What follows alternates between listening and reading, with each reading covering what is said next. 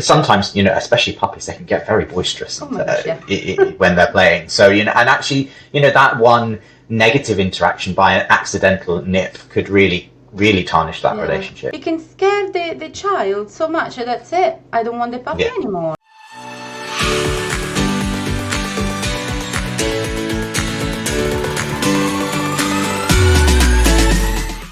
Hello, Danny here with another episode of Positive Playtime, a Tug-E-Nuff podcast. Did you know that a simple game of tug could prevent serious accidents between kids and dogs? Today we're exploring how safe, structured games can help children build trust with their very new best friend. This episode, as all episodes, is brought to you by Tug-E-Nuff, the brand behind Positive Playtime. We're here to help dog owners and families unlock the power of everyday play, especially when it comes to safe, enriching interactions. So in this episode, you'll discover why early education about dog safety is so important for families, how play can prevent accidents and create strong bonds, and which tools, toys, and games are safe for kids and dogs to enjoy together. My guest today is passionate about making the bond between kids and dogs stronger, safer, and more enjoyable. She's the founder of Kids Around Dogs, a program designed to educate families, support nervous dogs, and help prevent behavioural issues before they begin. Through her work, she has trained professionals across the UK, developed fun, effective resources, and even certified specific dog products that's safe for kids and dogs to use together. So welcome to the podcast, Debby Lucken. Hello, Debbie, and welcome to Positive Playtime. How are you today? I'm good, thank you very much. Thank you for having me as well. You're so welcome. We've known each other for a little while now, from all the interactions that Tug-E-Nuff and Kids Around Dogs have done. But it's great to kind of actually have a real in-depth chat with you and get to know you a little bit better and what you and Kids Around Dogs do. So, first of all, can you tell us how Kids Around Dogs came to be and what inspired you to start the program? Well, I'm a dog trainer, a behaviorist, and a mum as well. And one thing that I noticed, especially when my daughter Molly was a bit younger, she's 13 now, when she was, preschool, she started to make her own friends. So they weren't the friends of the little kids of my friends. So she made her own choices, if you know what I mean. And so she was starting to take them home, little play dates and stuff like that. And I noticed how many kids were either very, very scared of the dogs, or well overconfident around dogs. You literally only had like a few, very few kids who were, yes, happy to see the dogs, but not like going completely mad around them. And I wanted to help those kids that were scared of dogs, because the idea that, that you grow up fearing the best animal in the world, that just didn't sit well with me. And also I could only imagine the challenges that poses in a family. But similarly, I also didn't want children to be too overconfident around dogs, and they put, their hand in their mouth, like this crazy thing that kids do. So I wanted to help, the two extremities, if you like, of children to be more centered and just okay around dogs. So I started looking a little bit at what was available in the UK, if there was already something out there that I could join and just be part of, kind of spread the love kind of thing. And there was nothing in the UK like an association of professionals. And so I thought about it for so long, Jenny, so many sleepless nights going, shall I not? And then I thought, you know what, is needed. If I am looking for it, there are other parents out there looking for it. So that's how Kids Around Dogs came to be. And indeed, then other professionals started, get in touch. Oh, can we join? And he's growing. He's 4.5 years old now. Awesome. And while we're still children in the world of dog professionals, I think that it clearly is an association that was needed, that is loved still, and we are still growing. So awesome. that's how it all started effectively. Excellent.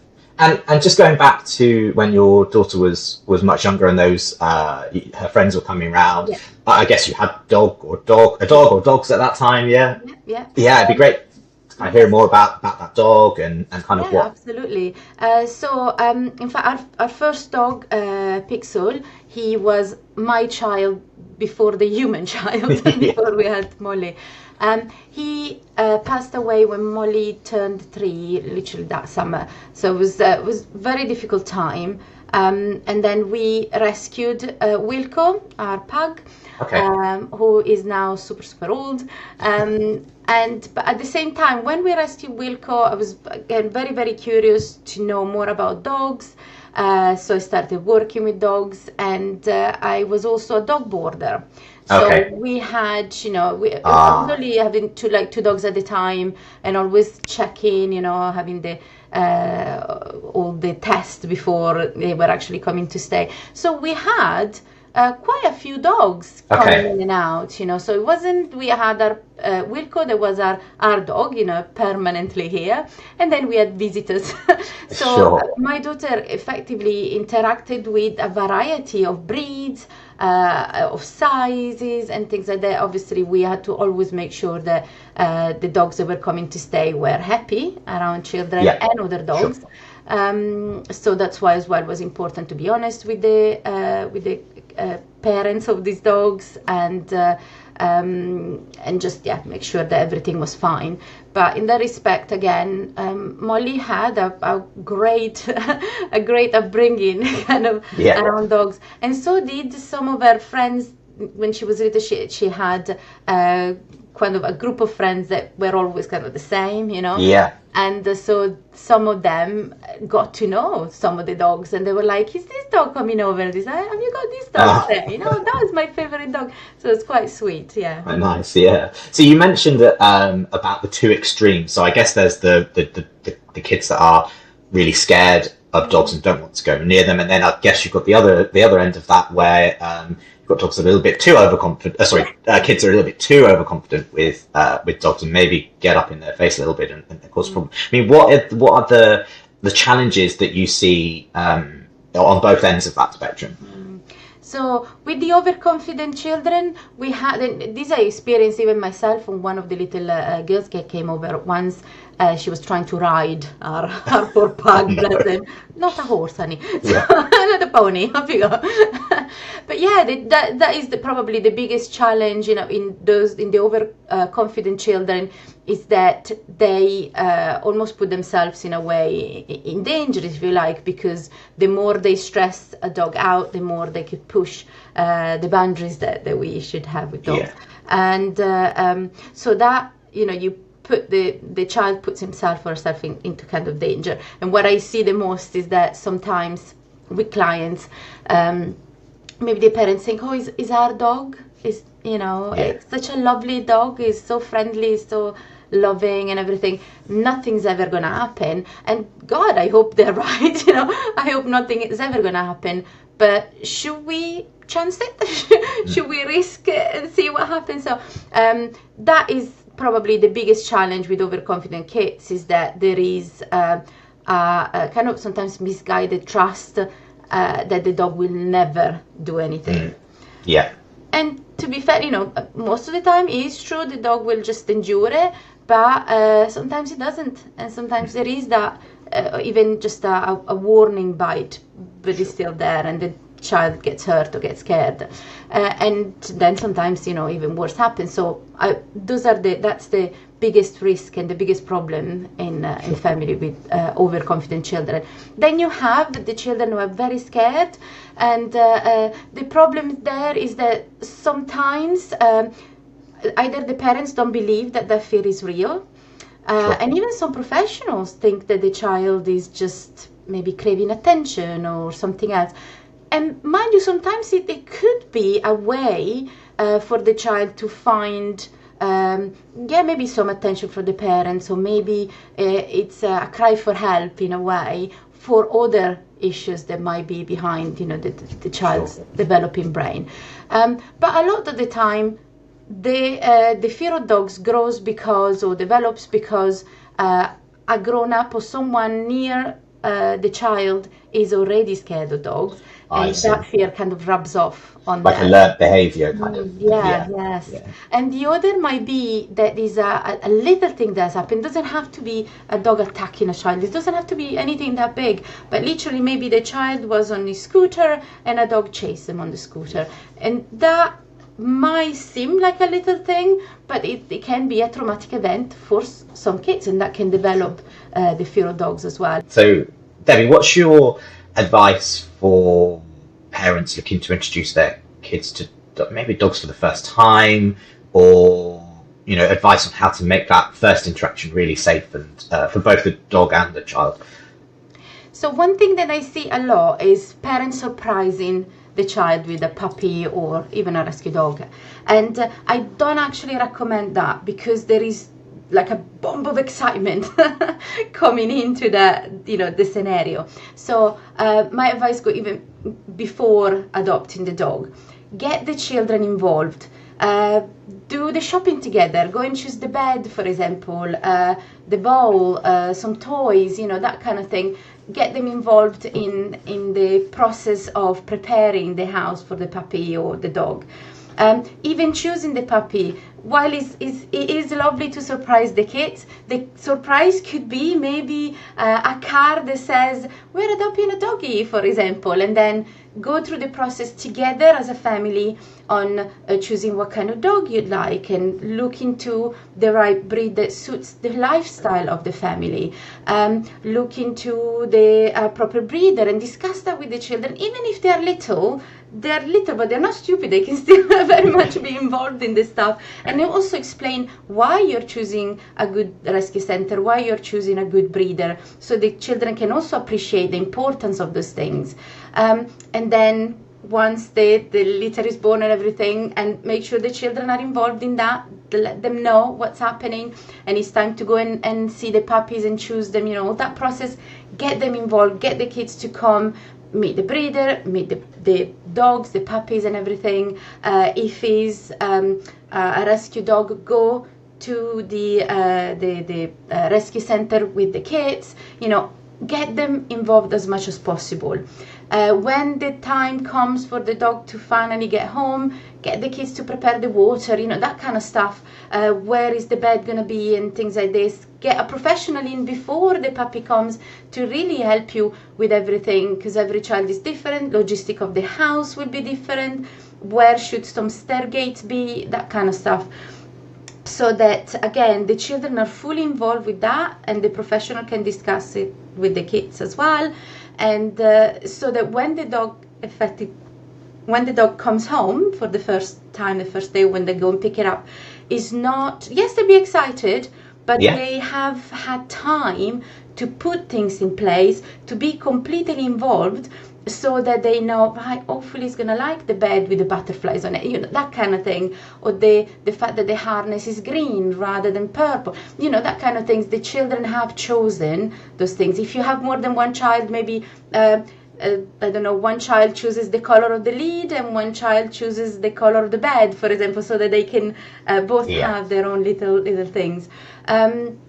Then when they go and meet the dogs, remind them to have a calm voice and, to try to be as calm as possible around the puppy. They will have time to play with the puppy, to interact with the puppy, but they need to go at the pace of the puppy. And to do that, involvement, again, if you tell the child not to do something, you can be almost certain they'll do it. So give them something to do that you want them to. For example, come on, do you want to give them a job straight away? Brilliant. Kid, can you go and put some water in the bowl for the puppy? They run to it, because they want to help, they want to do something. The first time, for instance, you bring a puppy home, I always recommend to have a little tour of the house, and to go from every room into then the garden or the place where the puppy will go toilet. So that the dog knows where to go out, where is the way out, kind of thing. And while might sound a little bit silly, it's actually a nice thing to do that also can easily involve the children. Right, kids, let's show from the living room, how do we get to the garden? And we do that. Right, kids, from the spare room, for example, how do we go to the garden? That kind of thing, so that the children can be involved in every room. Again, you have more than one child, right? Child A, you show from the living room. Child B, you go from the kitchen. Child C, I don't know how many kids you have, you go from the bathroom. So, literally you can involve any the number of kids you have. I know how big your house is. But things like this are little things that kids can do of any age, and they are exciting to do because they are helping the dog, and they're doing it with the dog or for the dog. So and take it slowly, for as slowly as kids can can do things, because they get so like excited and stuff. And again, on the involvement of the toys, say for instance that you go on your website and together as a family they pick the toys and stuff, then the child that chooses the for instance the clown, for instance, then he's going to prepare that one for the puppy, things like this, so that every child, if you have more than one, can be almost in charge of a toy as well as, so it's get them involved, but obviously supervise as well at all time. Doesn't mean that you just leave him, okay, there is a puppy, there is a kid, so I'll go and have a cup of tea. And you're still having to supervise, but get them involved in every process. Involved in every step of the way. That's really, really, really good advice. So, I guess everything you do is about education and educating parents, educating kids, and also those professionals to actually work with those, with kids and parents. But why is early education around dogs so important, especially for children? Yes. So, well, children's brains is developing. So, and when they say, oh, children are like sponges, because they go to school, they learn new things, and their brain is developing, as I said. They are a bit more into the flow of things, the flow of learning. So it's easier for them to learn things. It's not easier to retain information as such. They need to be repeated often. But like I said, they're in the flow of studying, of learning. Everything they do around them is a learning experience. So you might as well add the knowledge of dogs, to be dog savvy from an early age. And what I love, especially when they are kind of like junior school or infant school, primary, they still have that desire of telling the parents what has been happening at school. Sure. And then you have the ones that say nothing and literally go, oh, what did you do at school today? Nothing. So you've been sitting there for like 5-6 hours doing absolutely, I had lunch, some adventure there, I had lunch, oh my gosh, I had 6 hours of lunch, that's a long lunch. So, but the funny thing is when they do extra things like getting to understand about dogs, even meeting dogs and stuff, they'll tell you that.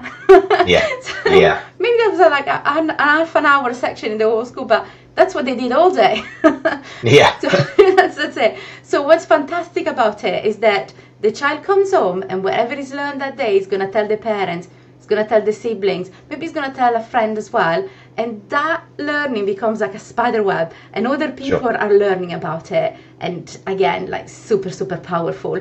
And often the kids are also the one that when the parents don't do things quite right, they go, oh, you need to do this instead, because they know everything, don't they? So by learning about dogs, they can effectively impart their wisdom in a appropriate and correct way.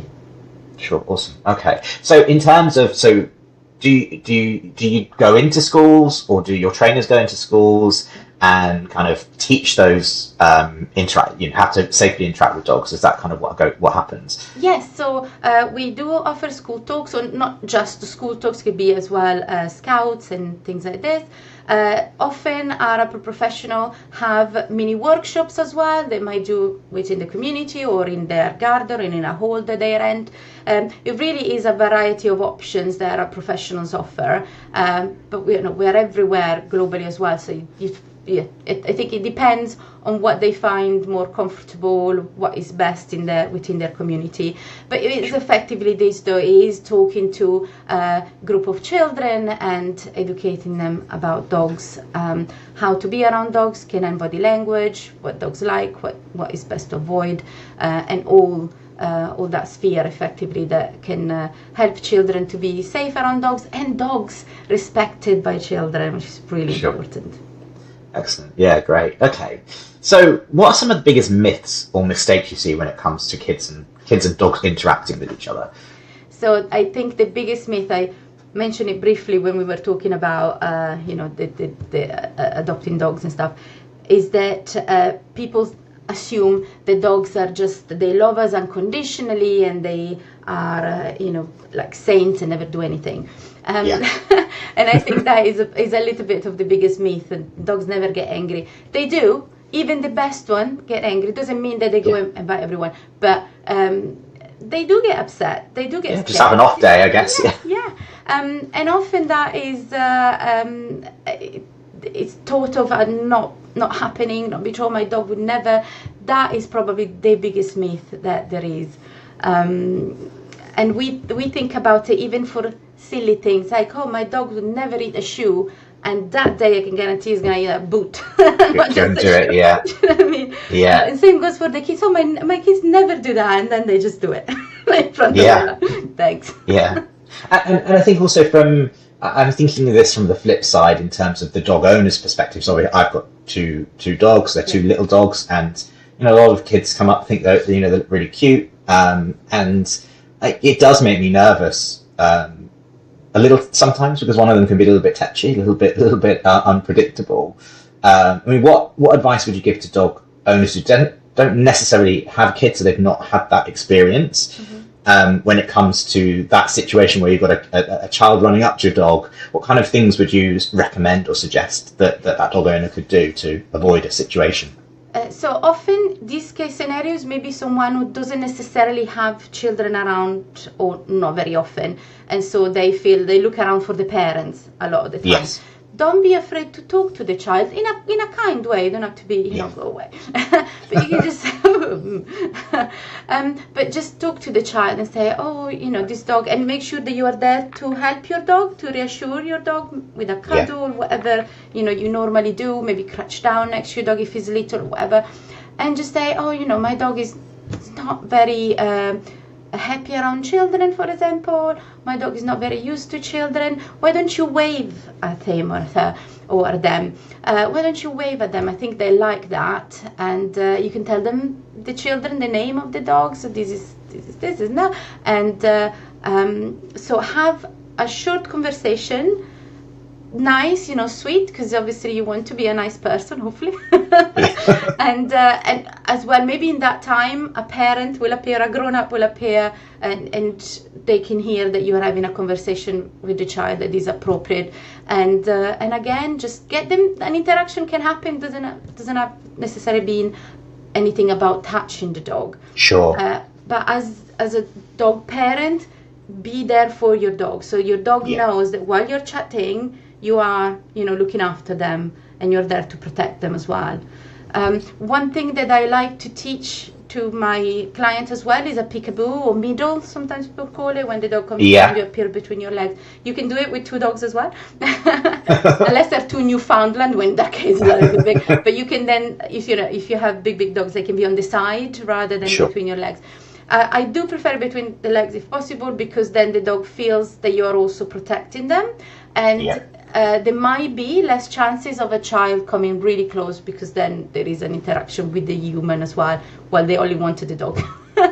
So they and again, on the dog side point of view, they feel more of a sense of protection from you as well. They know you'll keep them safe. So that is what I would advise.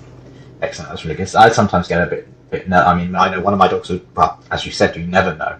One of my dogs is generally fine, but the other one is just a little bit tetchy sometimes. So it makes me nervous. I really like it when kids come up and ask, can I stroke your dog? Can I, and actually it's a really good distraction or direction technique in terms of, the dog might not necessarily like you stroking them, but you can definitely wave them. That's a really great, I might use that one actually on if that situation occurs again. So how can structured play help build trust between kids and dogs?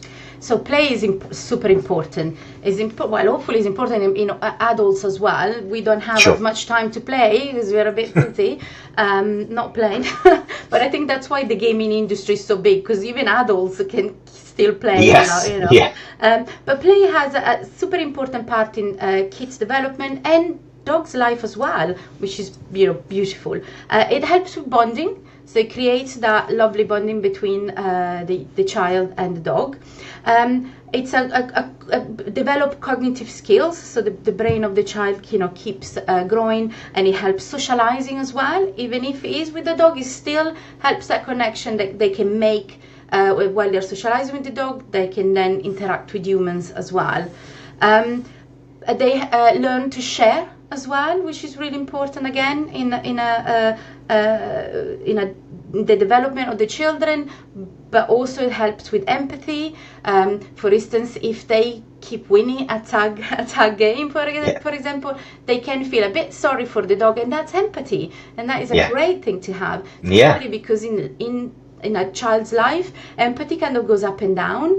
When the brain is developing, the brain is so busy growing, learning, and doing all the stuff the children need to do, and teenagers as well, that sometimes is a bit too busy thinking about themselves, all the development they has to do, all the learning and everything.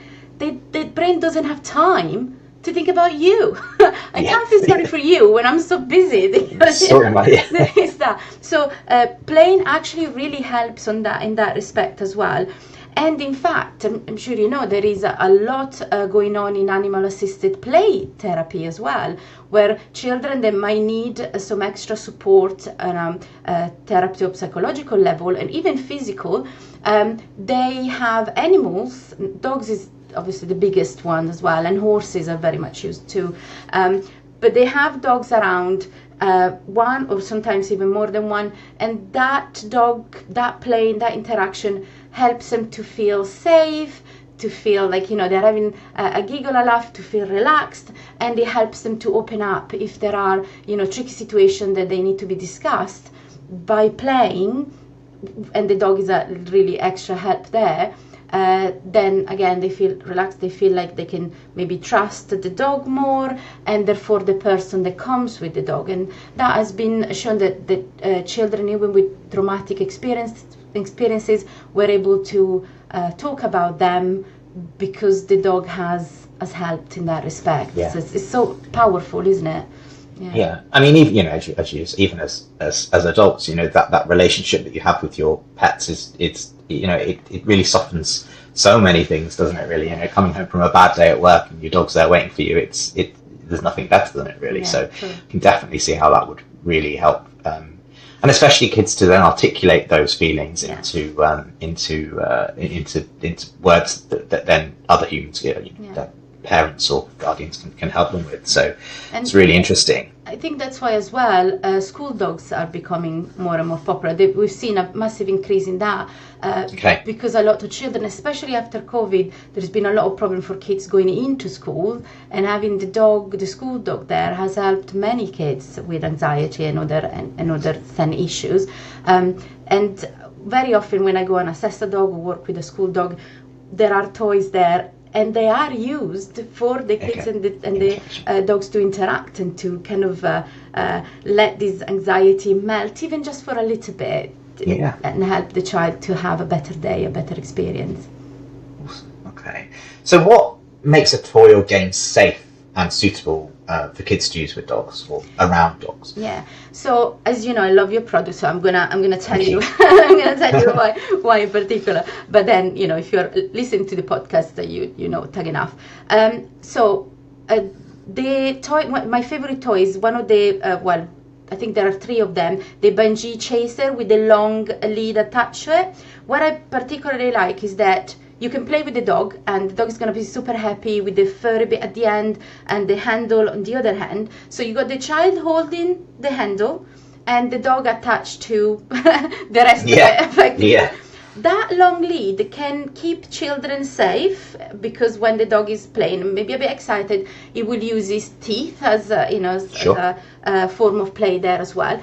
But when we play with a short toy, the risk is that those teeth, that mouth, that excitement might end up touching the skin of the child, the hand, wrist, or whatever. But if you're playing with a long toy, then that risk is very, very minimal. It's minimized, And the nice thing as well is that the child, at any point, if the dog gets a bit too excited, then just let go of the lead, and there is still a nice distance for the dog to just go nuts with the toy. And the child's quite happy to just go, we play, with fun, but I've either had enough, or I don't like how excited the doggy got. And that can also then help to calm the dog down a little bit. It probably, we'd use the toy for a little bit longer, get rid of this excitement. The dog has time to calm down, child is safe, they had a lovely play, they're probably still giggling about it, and it's, we're all... So would you say it's very much about setting those boundaries in terms of how you make that safe? So we're not necessarily allowing because sometimes, especially puppies, they can get very boisterous yeah. when they're playing. So, and actually, that one negative interaction by an accidental nip could really tarnish that relationship. It can really ruin it can scare the child so much that that's it. I don't want the puppy anymore. Some children, again, you got some kids that literally they could have their hands off and they can still go, I love the puppy anyway, I've got 2 hands. But it doesn't matter. But instead, you have some children that the minimal thing, they go, I don't like the puppy anymore. And then rebuilding is, you can still do it, of course, but isn't it a shame that happened when it could have been avoided altogether? So by and again, I really, really want children to interact with dogs. I think it's super important, it's brilliant, and also inevitable. If you get a puppy home, there is no way that you're giving the kids go, no, I never want to see the puppy again. But safe interaction and always supervised again. So that means that the parents are, or a guardian is present to observe and even be part of that interaction with the kids. But play with the right toys and boundaries. Excellent. So we'll put so if anybody's interested or parents are interested in looking at that toy that Debbie just mentioned, we'll pop a link to that in the show notes. That are chaser toys, which again are really great because you can keep that distance. We're all about play here at Tug-E-Nuff, and that's why we created that's why we created our free games ebook. That it's packed with fun games, simple games that you can play like Recall Relay and Hide and Seek, and those 2 games are something the whole family can get involved with and try at home. So again, we'll pop the link to that, how you can get hold of that free ebook in the show notes, or if you're watching on YouTube, there might be a little pop-up here or link that will show here. So definitely check that out. Thanks, Debbie. Okay, so out of the Tug-E-Nuff toys that Kids Around Dogs have approved, which is your favourite? Yes, my favorite is definitely. I think we've already talked about this, but the Bungee Chaser. Gosh, there are 3 different ones, and they're all kind of the same. They all have the same love levels. I can't say this or the other. And the thing is that especially Winnie, she loves all the same. She loves them all the same. I think maybe the one, and I can't remember the exact name, but the longer with the normally it's black at the bottom with the fur at the bottom, longer one. I think that is better, and I think my dog also likes it more. But I think it's even better because it's a bit longer and there is more fur part for the dog to chew on. Sure. And that is definitely my favorite line that you have. Awesome. Awesome. Perfect. Great. Okay. So can you share, so this is all, so now we'll move on to a few questions. Nice stories, real life things that have happened that kind of inspire you and keep you doing what you're doing. So can you share with me a moment, or with us, a moment where you saw a child and dog's bond grow through play? It can actually talk about on a personal level, professional as well, but since I think it's good to have the personal aspects here, because I've seen it in my own daughter. This was especially during COVID. She's an only child, and she's neurodivergent, she's autistic as well, and so to see her being able to play with the dogs, it was priceless, really, because she didn't have any other connections apart from the phone, taking the phone with some of her friends. Great, thank God for technology, but it's not quite the same. And while I think my husband and I are quite playful, we're quite a bit crazy ourselves, it's not quite the same, and we definitely do not have the same energy level of a kid. I can guarantee you that. So that, I think that time in particular, it was quite precious to see them playing and having that interaction and hearing this giggling and things like this. That it was just lovely to see. And in nature, not in front of a screen and not all that. And I think also through that play, when things are difficult emotionally, especially due to anxiety and a lot of problems with her as well, with her condition and stuff, the fact that they have that bond, the fact that they have that playing time behind it all, even when times are difficult and some days anxiety kicks in really bad, because of that bond, the dog can help, or Winnie in particular, can help Molly. And I think Molly knows that, now I can't play right now because emotionally I can't do it. It's too much. But I can just sit here and be loved. Have a cuddle. Yeah. Yeah. And I really do think that having that play, as a backup or behind them as a part of their history, if you like, is helping with other things, even when the play is not directly involved. But those memories, those connection that they make when they play are all building the foundations of when there are difficult times and maybe play is not quite, the right time for playing there and then. Which are many when kids suffer of anxiety or when they are neurodivergent, or both, as they're often connected. And a lot of children do struggle with anxiety, and sometimes it's not quite seen yet, but it's very much there for children as well. Awesome, that's really good. It's great, and that must be priceless to see. It really is, it really is. And I think as well, not only, Winnie's a lovely dog, and she's has proven time and time again to kind of pick up on emotions. But when she sees Molly really struggling, and she just makes her way there and puts her chin on her, I tell you, not only I'm already crying for other reasons, that just makes me go even more. It's really beautiful, really beautiful. Oh, no.